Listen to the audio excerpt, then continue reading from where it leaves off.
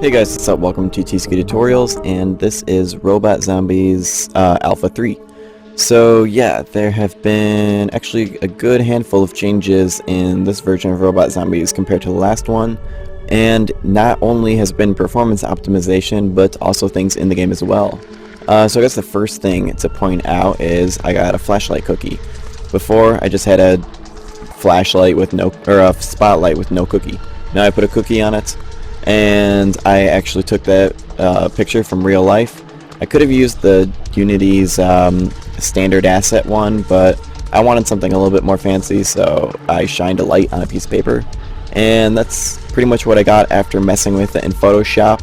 And yeah, it looks kind of cool, and you can actually see the texture of the paper, which I didn't really anticipate that happening, but now that it's in the game, I think it actually looks pretty cool and gives the light a little bit more texture to it.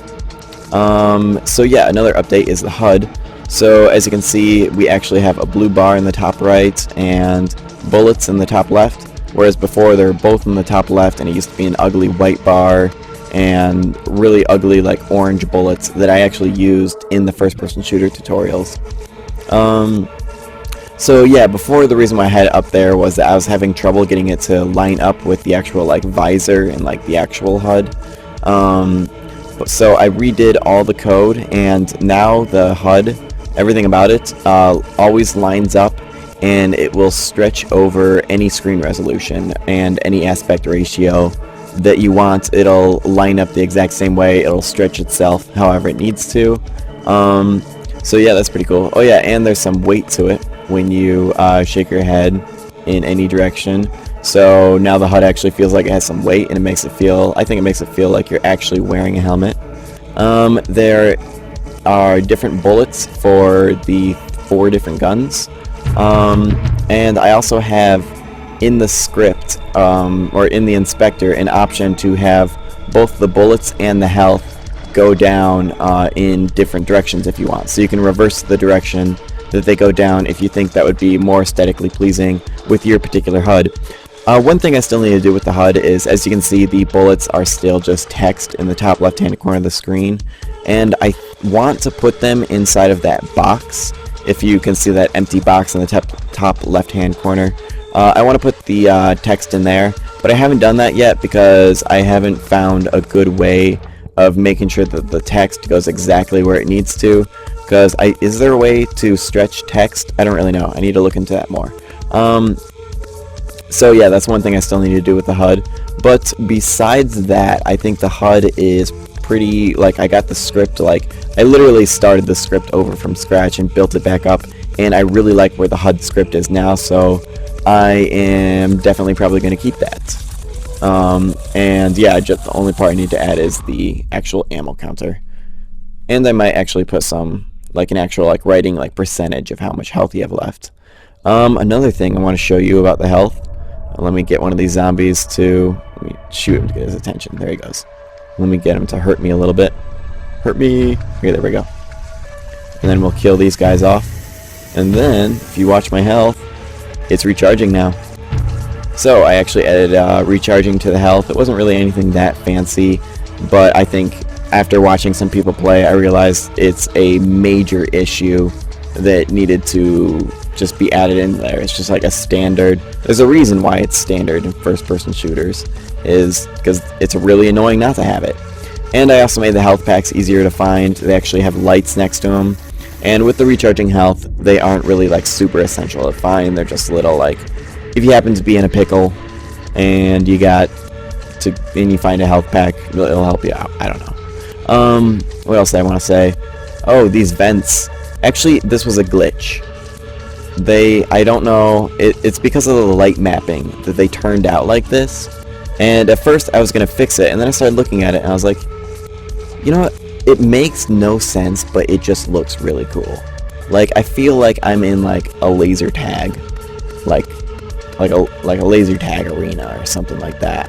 Or, like, slime spilled over these. Like, there's no reason why they should glow like that, but it looks cool, so I think I'm going to leave it there. But yeah, that's just a glitch of the light mapping that I could have fixed. What else is there to say? Oh yeah, when you duck, you actually go at a realistic ducking pace. You aren't like running at full speed. So this is running, this is ducking. So yep, that was a little fix that I added.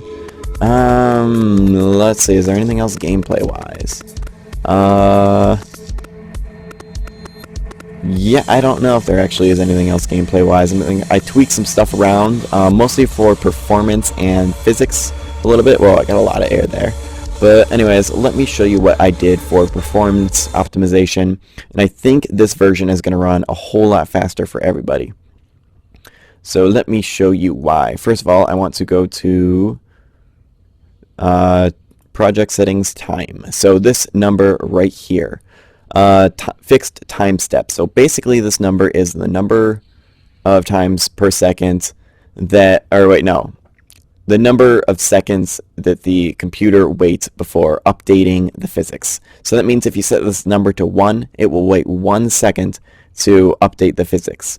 If you set it to 0.5, it will update the physics every 2 seconds. If you do 0.25, it will update the physics every 4 times a second. And so you want to find a good balance with this number to have realistic physics and have the computer not working too hard and the game essentially running faster. So before, I kind of didn't really realize that's how it works.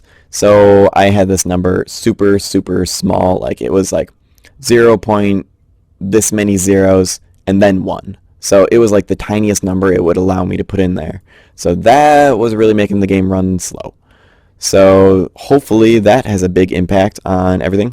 I did need to change the code a little bit because in the first-person shooter tutorials, I had all the movement of the player, like jumping and running, inside of the update loop. And everything that has to do with physics needs to be inside a fixed update so that it scales proportionally when you change this number and just depending on how fast your computer is running.